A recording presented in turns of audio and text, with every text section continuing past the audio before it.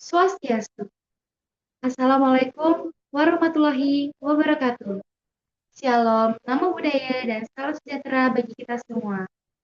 Kami dari STR 5A kelompok 10 akan membawakan materi tentang jaminan mutu pemeriksaan imunohematologi dan bank darah.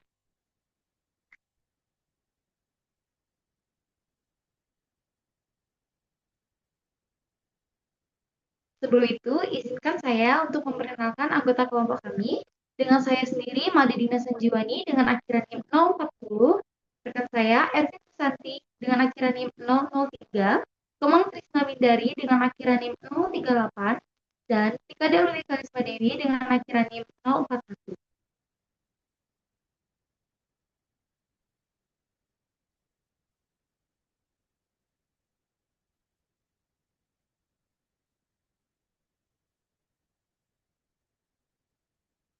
Adapun topik bahasan untuk materi kita hari ini, yang pertama ada pengantar jaminan mutu atau quality assurance. Yang kedua, aspek-aspek penting dalam quality assurance untuk imunohematologi bank darah. Yang ketiga, ada pengendalian mutu atau quality control. Yang keempat, ada penerapan khusus di imunohematologi. Yang kelima, ada penerapan khusus di imunohematologi bank darah.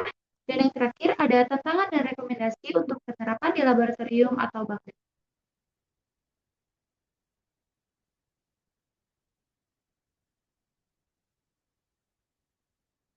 Baik, di sini saya akan menjelaskan tentang pengantar jaminan mutu atau quality assurance. Jaminan mutu atau quality assurance atau QA dalam laboratorium klinik dan layanan bank darah adalah suatu sistem manajemen yang dirancang untuk memastikan bahwa seluruh proses mulai dari sebelum sampel atau unit dikoleksi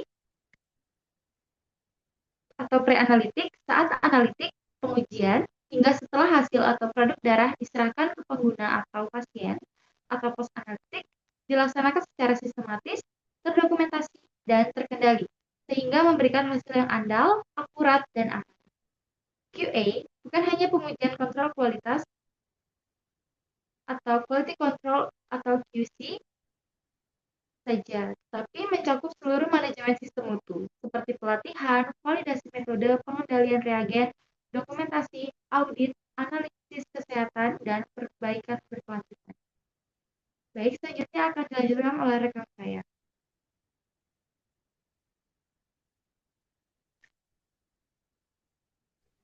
Baik, izin mempresentasikan materi tentang aspek-aspek penting dalam QA untuk imunohematologi dan bank darah. Yang pertama, SOP, Standard Operating Procedure, dan dokumentasi. Setiap proses mulai dari penerimaan donor, pengambilan dan penandaan darah, menyimpan penyimpanan pengujian serologi atau golongan darah RH, cross-match, antibody, hingga distribusi wajib memiliki SOP yang jelas dan terdokumentasi. Yang kedua, personil dan pelatihan. Petugas harus kompeten, mengikuti pelatihan berkala, dan menjalani evaluasi kompetensi secara rutin dengan dukungan manajemen yang berkomitmen terhadap sistem mutu. Yang ketiga, peralatan, reagen, dan lingkungan kerja. Alat harus tervalidasi dan dikalibrasi, reagen dikontrol dan disimpan sesuai spesifikasi, serta lingkungan kerja dijaga sesuai standar agar mencegah kontaminasi dan kerusakan komponen darah. Yang keempat, proses pra-analitik, analitik, post-analitik. Pre-analitik, seleksi dan identifikasi donor yang benar. Analitik, pengujian serologi, RH, antibodi, dan cross-match. Post-analitik, pelaporan hasil distribusi darah dan pelacakan atau trackability.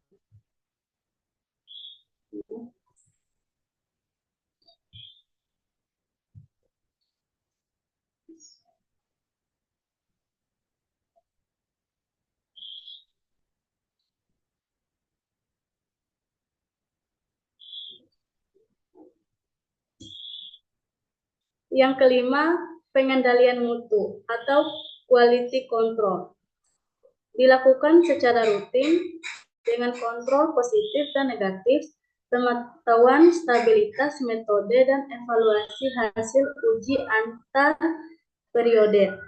Yang keenam, audit internal, penanganan ketidaksesuaian, investigasi kesalahan, meliputi audit pelaporan kesalahan, analisis akar penyebab atau root cause analysis, tindakan korektif dan pencegahan atau CAPA, serta tinjauan manajemen berkala. Yang ketujuh, pencatatan dan jejak rekam, trackability and record keeping. Setiap unit darah harus dapat dilacak dari donor ke penerima dengan dokumentasi lengkap untuk memungkinkan penarikan kembali atau rekal bila ada masalah. Yang terakhir, pengendalian risiko dan manajemen mutu berbasis risiko. Penerapan quality risk manajemen untuk mengidentifikasi, mengendalikan, dan memantau risiko mutu di saluran rantai layanan darah. Selanjutnya akan dijelaskan oleh rekan saya.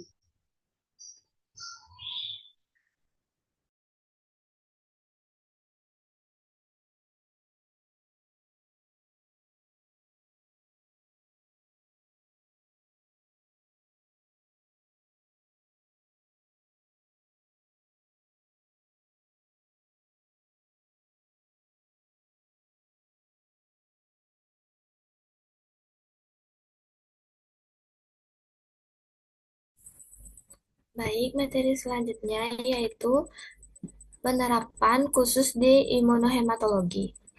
Yang pertama, meliputi validasi metode serologi dan molekuler untuk memastikan keakuratan dan presisi hasil. Yang kedua, cross-match harus dilakukan dengan identifikasi pasien dan sampel yang benar harus mencegah reaksi transfusi hemolitik. Yang ketiga, kontrol kualitas reagen wajib dilakukan secara berkala. Yang keempat, partisipasi dalam EQA diperlukan untuk menjaga konsistensi hasil antar laboratorium. Yang terakhir, semua hasil harus terdokumentasi dengan baik dan setiap kasus antibodi harus wajib ditindaklanjuti melalui sistem pelaporan dan pelacakan.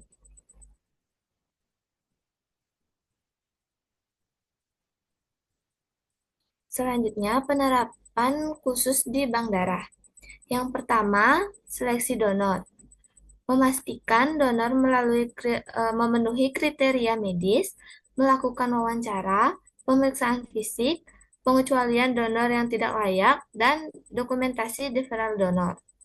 Yang kedua, pengambilan darah. Menggunakan kantong steril sesuai standar, serta menjaga suhu penyimpanan awal. Yang ketiga,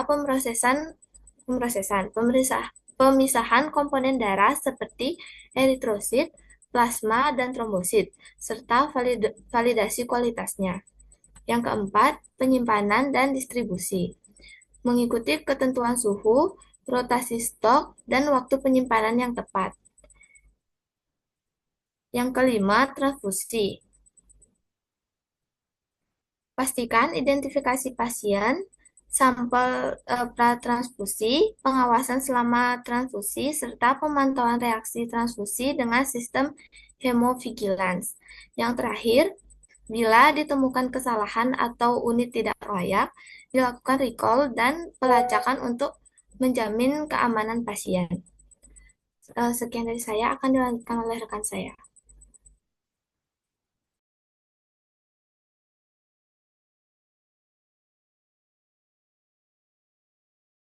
Mohon izin melanjutkan presentasi. Yang selanjutnya yaitu tantangan dan rekomendasi untuk penerapan di laboratorium bank darah di Indonesia. Beberapa tantangan yang sering muncul dalam implementasi QA di imunohematologi bank darah, terutama di negara dengan sumber daya terbatas, antara lain kurangnya pelatihan staf secara berkelanjutan, peralatan yang belum tervalidasi atau rutin dikalibrasi, reagen impor dengan biaya tinggi sehingga kontrol kualitas internal mungkin kurang optimal, serta keterbatasan skema EQE lokal.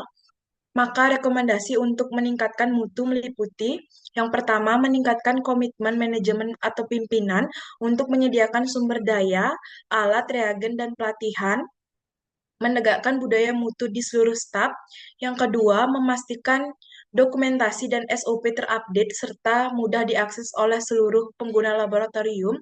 Yang terakhir yaitu mengadakan evaluasi kompetensi personil secara berkala serta workshop interlaboratorium untuk berbagai pengalaman.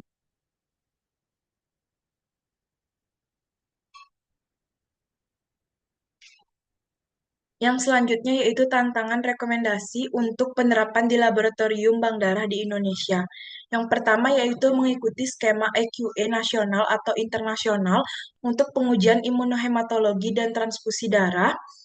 Yang kedua, memantau indikator mutu, contohnya kesalahan identifikasi donor, unit darah yang harus di-recall, repetisi pemeriksaan, keterlambatan distribusi, dan melakukan tinjauan manajemen secara periodik.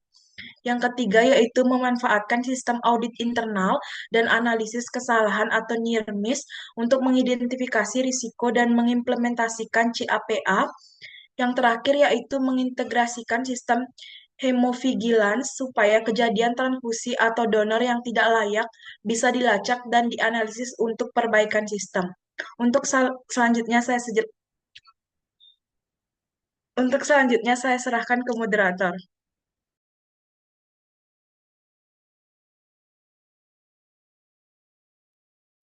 Baik, mohon izin membacakan kesimpulan dari materi yang kami bawakan hari ini. Jaminan mutu dalam imunohematologi dan layanan bank darah sangat penting untuk menjamin keamanan transfusi serta mencegah reaksi hemolitik maupun kesalahan klinis. Pada pemeriksaan imunohematologi, mutu diterapkan melalui validasi metode atau serologi maupun molekuler, cross-match yang benar, kontrol kualitas reagen, partisipasi EQA, serta pelaporan dan tindak lanjut antibodi atau kasus transfusi. Sedangkan pada bank darah, mutu harus diterapkan mulai dari seleksi donor, koleksi darah, pengolahan komponen, penyimpanan dan distribusi, sampai pemantauan transfusi ke pasien melalui sistem hemovigilance. Semua tahapan harus terdokumentasi, dapat ditelusuri, dan memiliki prosedur yang recall jika terjadi unit tidak layak. Dengan penerapan jaminan mutu yang konsisten, keamanan pasien dan keselamatan transfusi dapat terjaga secara berkesinambungan. Sekian pemaparan materi dari kelompok kami. Kami mohon maaf apabila terdapat kesalahan dalam berkata. Kami akhiri dengan Paramasati. Om Santi, Santi, Santi Om. Wassalamualaikum warahmatullahi wabarakatuh. Sekian, terima kasih.